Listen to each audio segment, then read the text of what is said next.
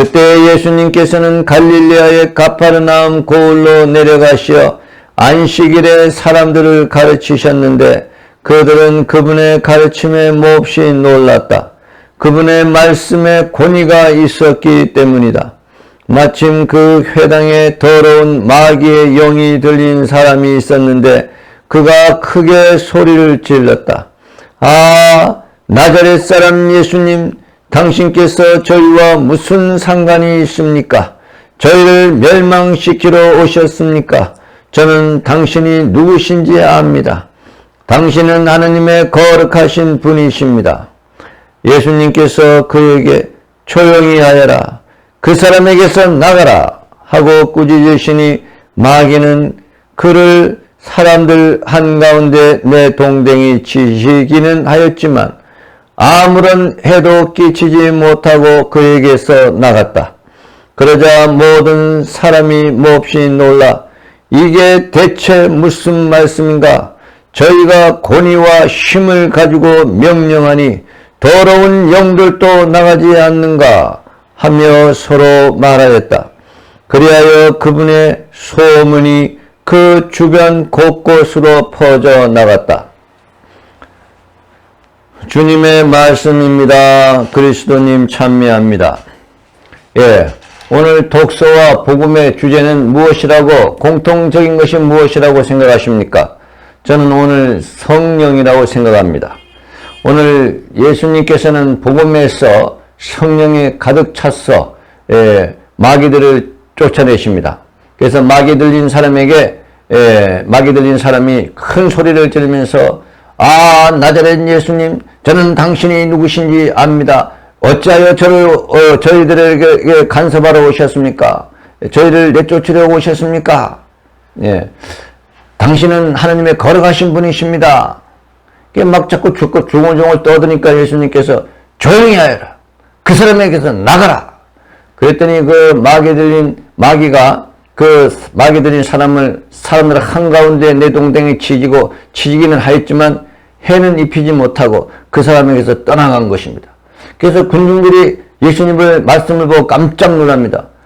저분은 누구이신데 저 말씀이 어떤 말씀이기에 저렇게 말씀에 명령하니까 더러운 영들이 떠나가는가, 복종하는가. 그래서 예수님에 대한 소문이 그 주변에 널리 퍼졌다 하는 것이 오늘 복음의 말씀입니다. 오늘 독서에서는 하느님의 영이 아니고서는 누가 어떻게 그 하느님의 영을 알 수가 있겠습니까? 사람은 자기의 정신이 있기 때문에 자기 스스로를 잘 파악합니다. 자기 정신을. 그래서 다른 사람들이 자기의 자기 자신을 파악하는 것보다도 자기 자신이 자기 자신에 대해서 잘 아는 것입니다. 왜냐하면 자기 자신의 영이 있기 때문에요.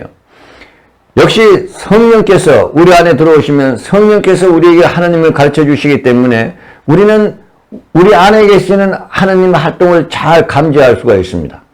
그래서 우리는 하나님의 영에 충만한 사람들은 자신이 어디서 와서 어디로 가야 하는지도 알게 되고 자신이 삶에 어떤 의미가 있는지 알게 되고 자신의 삶에서 가장 중요한 부분이 어떤 것인지 알게 되고 자기 자신을 성찰할 수도 있게 되고 자기 자신의 그 삶을 뒤돌아보면서 다시는 그와 같은 악습에 빠지지 않는 그런 방법도 알게 되는 것입니다. 성령에 충만한 사람들은 왜 그렇게 알게 되는가? 지식도 없고 많이 배우지도 않고 어떤 몸에 대해서 의학적인 지식도 없는데도 그렇게 잘 알 수 있는가?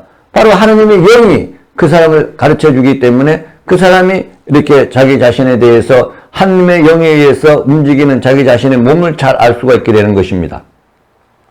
그래서 저는 오늘 이 복음 말씀에서도 제가 오늘 이렇게 3시간을 기도하면서 제가 좀 더 깨달은 것은 내일부터 미사 지향을 남북의 평화와 북한 주민을 위해 선교를 위해서 이렇게 하는 것보다 정말 제가 이렇게 미사를 지향을 하고 있는 가장 중요한 것, 우리 교황님께서 하루속히 우리 성직자들을 우리 사제가 될 사람들을 5시간을 기도할 사람들을 사제 서품을 주고 또 성직자들은 반드시 자신의 재산을 얼마를 가지고 있는지 다 공개를 해야 되는 것을 교회 법으로 만들어 주십시오. 왜냐하면 이 두 가지가 저에게서 하나님께서 저에게 주시는 말씀이기 때문입니다.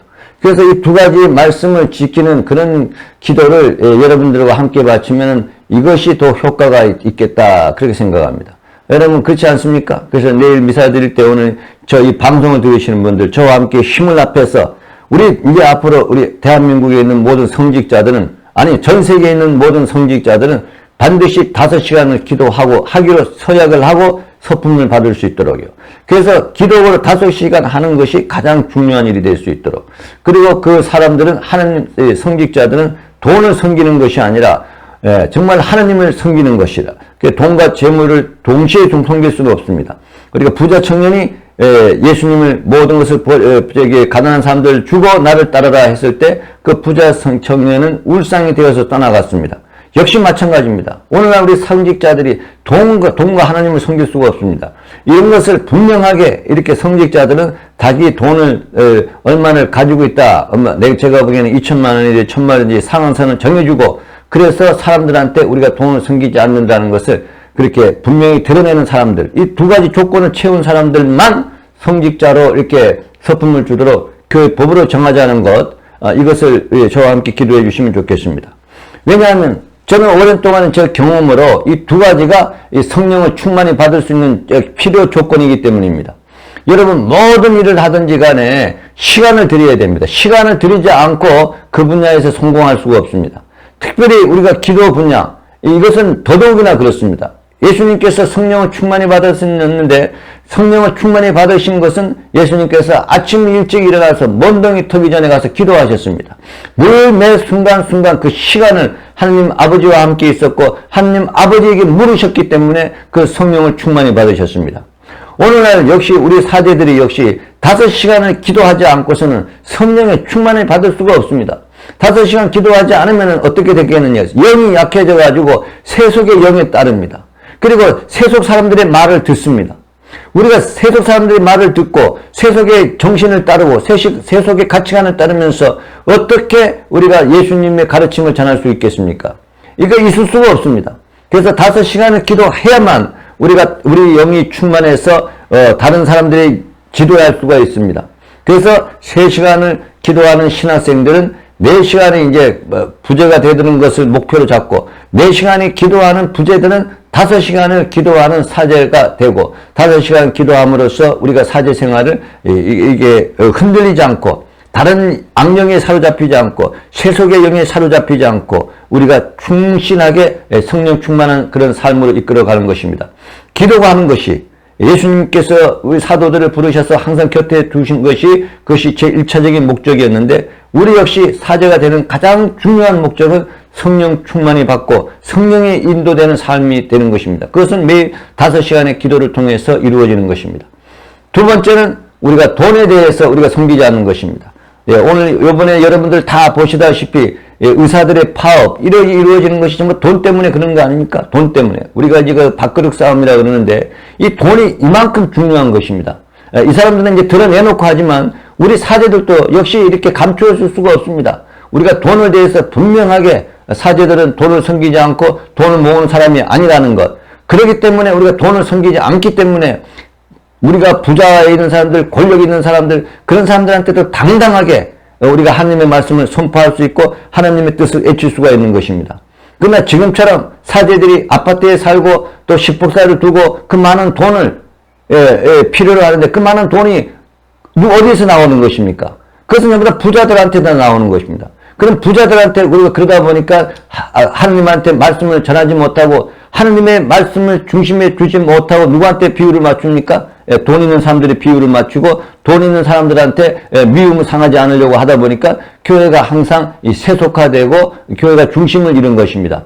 우리가 더 이상 돈을 섬기지 않는다. 그것을 분명하게 얘기하기 위해서 우리가 가진 것을 다 공개하는 것입니다. 그럼으로써 우리가 예수님께서 말씀하신 의를 이루는 것입니다. 해칠한 무덤이 되지 않고 눈먼 인도자가 되지 않고 위선자들이 되지 않기 위해서 우리는 반드시 이 두 가지를 교회 법으로 정해줘야 됩니다. 이 법에 의해서 우리가 이제 이 두 가지 원칙, 하나는 5시간 기도하고 하나는 돈을 섬기지 않고 그래서 우리가 이러한 두 가지만 읽다 그러면 저는 여러분들한테 단언합니다. 확신을 가지고 얘기할 수가 있습니다. 우리가 세상에 흔들리지 않습니다. 세상에 노예가 되지 않습니다. 세상 사람들처럼 적당하게 살아가는 그런 세상과 타협하는 사람들이 되지 않습니다. 이해할 것은 이해하고 아니할 것은 아니오 하면서 예수님을 분명하게 선택하고 그 예수님을 자신도 살고 자신이 산 예수님을, 자신이 만난 예수님을, 자신이 가진 그 믿음을 가진 그 예수님을 사람들에게 선포할 수가 있는 것입니다. 그러나 지금처럼 기도하지 않고 돈을 섬기면서 하나님을 섬긴다면은 전부 다 인간의 말재주로 하나님을 이렇게 선포하는 것입니다. 사도 바울처럼 십자가에 못 박히신 예수님을 오로지 예수님 믿음을 갖고 하나님의 능력에 의해서 복음을 선포하는 것이 아니라 사람들의 눈치를 보고 사람들의 칭찬을 받으려고 하고 또 사람들에게 인기에 영합하려고 하고 사람들의 비위를 거스르지 않고 특별히 부자들의 비위를 거스르지 않으려고 아부하는 말만 하면서 복음을 선포합니다. 그러면 그 결과는 어떻습니까? 사제들 자신도 불행이고 사제들의 말을 듣는 사람들도 불행이고 우리 교회가 사람들한테 불신을 갖게 되는 것입니다. 오늘날 이 교회가 불신을 갖게 되는 이유는 이 두 가지 원칙입니다. 사제들이 기도 5시간을 하지 않고 사제들이 돈을 철저하게 이렇게 배격하지 않기 때문에 이런 일이 일어나는 것입니다. 이 두 가지, 사제들은 5시간 기도하고 돈을 섬기지 않는다는 것을 분명하게 몸으로 삶으로 드러낼 때 세상 사람들이 우리 사제들을 정말 저 사람들의 신부다, 정말 저 사람들은 그리스도를 대리하는 사람들이다, 정말 저 사람들의 말은 믿을 만한 가치가 있고 따를 만하다, 이렇게 신뢰심을 줄 수가 있습니다. 제발 부탁하건대 우리가 오늘 이 방송을 듣는 사람들이 모두 힘을 합해가지고 우리가 살아있는 동안에 이 두 가지가 교회법으로 5시간 기도하고 또 사제들의 돈을 갖다가 철저하게 공개적으로 모든 것을 알림으로써 사람들에게 믿음을 얻고 우리 교회가 튼튼한 반석, 다시 말해서 예수님의 반석 위에 놓음으로써 이 교회를 건설하도록 합시다.